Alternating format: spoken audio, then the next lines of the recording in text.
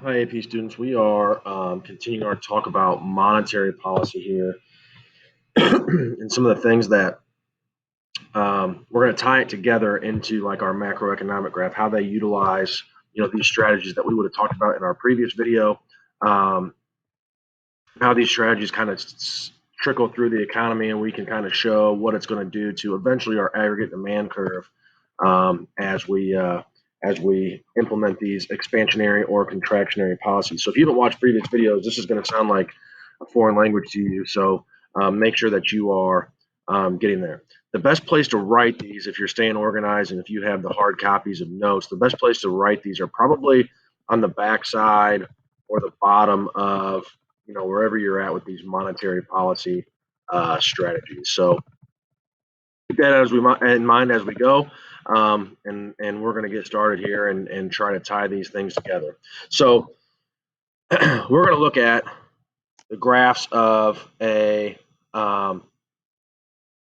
recessionary policy first. So notice I've got our three graphs here, probably the most important three graphs to be able to understand as we're moving forward. We've got our macro graph. We introduced that last unit, right? And notice I've already established a recessionary gap in there. And so keep in mind that our economy, our output here is below our full employment output.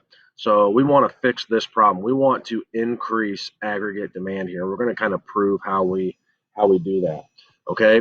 I've got our loanable funds graph. I just put the demand curve on here simply because we're going to look at the quantity of money demanded based on the interest rate.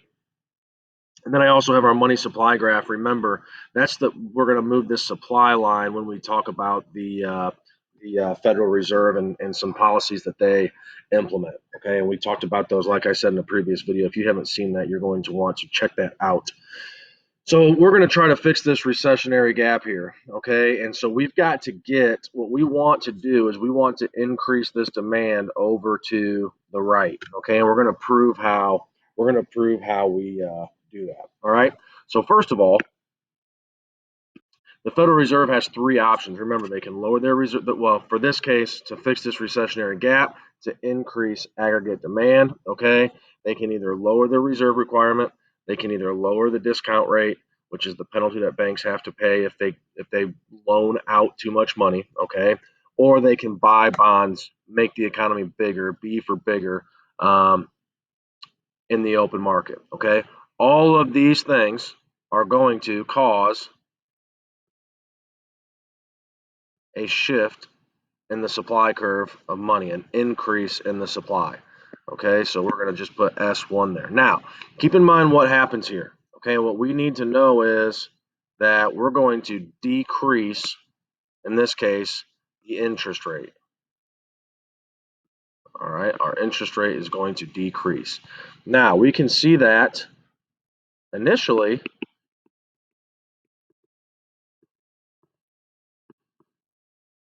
our interest rate, the quantity of money demanded was right there. As we lower this interest rate, we have a new quantity of money demanded. We are able to borrow more money. Okay, so that lower interest rate allows us to borrow more money. We've shown you the example on those of taking out loans when the interest rate lowers. So since we can borrow more money, we're more willing and able to borrow money. Okay, we can also assume that we're going to increase our aggregate demand. Hopefully enough to get us back to this long run equilibrium point. Okay, so interest rate goes down, our quantity of money demanded goes up, both for businesses and individuals, and we can increase our demand back in our macroeconomic graph. Remember, this is going to decrease unemployment. Okay, so unemployment in this case goes down. It's going to cause a little bit of inflation. Not always a horrible, horrible thing. And our GDP, our output, is going to increase. Okay, so that's what we want. Let's flip it over here and talk about the flip side. So notice I have my inflationary gap drawn already.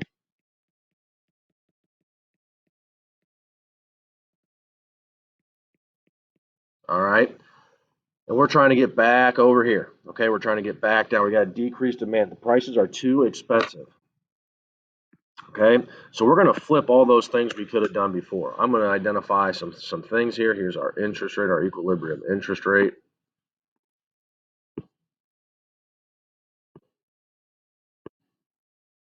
It's our quantity demanded, right there. All righty.